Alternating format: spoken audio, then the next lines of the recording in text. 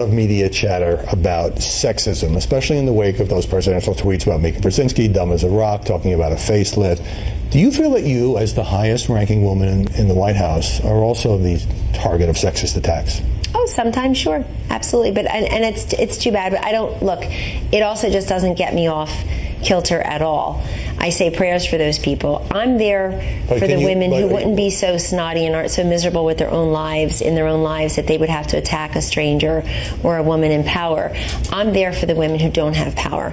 I'm there for the women, literally the tens of millions of American women who don't have jobs or don't have jobs that pay well, who still don't have health care, who were lied to by the President of the United States that they can keep their plan if they wanted to, they can keep their doctor if they wanted to. I'm there for the women who are struggling with opioids in their families. But on this question of sexism, if there are commentators and others who are saying things that you think are unfair because you are a woman, where are the stories about you as a victim of this? You're not going to see those stories. Why is that? Because I'm a conservative. I work for President Trump, and I'm pro-life.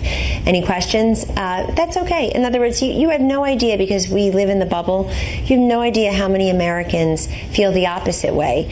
We hear from people all the time, thank you for being a role model, or thanks for inspiring my daughters, or being a mother of four and doing this. But I don't want this to be about me. Just to be clear, you think that on one hand, there are media charges, allegations, criticism against this president of making crude comments about women, of being sexist, and at the same time you feel like if somebody like you, a conservative who works for Donald Trump, is the target of such attacks, that doesn't rise to the level of people being sympathetic. Well, you said that, but I think it's empirically provable. In fact, there are studies done about it. But in the meantime, I wasn't elected to anything.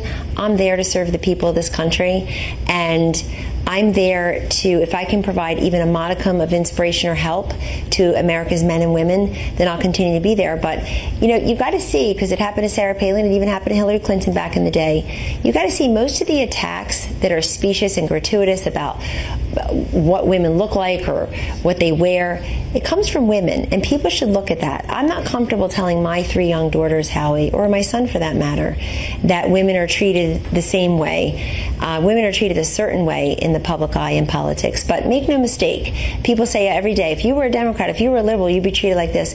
But you know what? I wouldn't be, because I very much believe in the kind of policies that this president is putting forward, and I very much believe in helping people however we can. We're in a vaunted, blessed position to do so, and it doesn't matter what the haters say. It matters what we get done.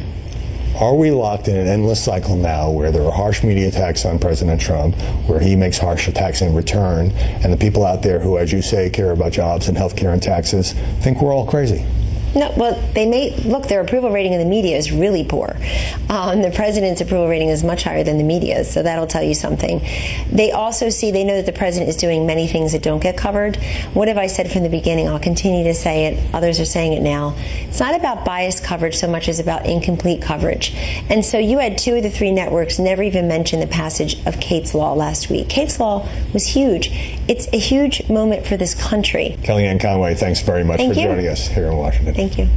The House passed Kate's Law after the murder of Kate Steinle to toughen penalties on deported illegal immigrants.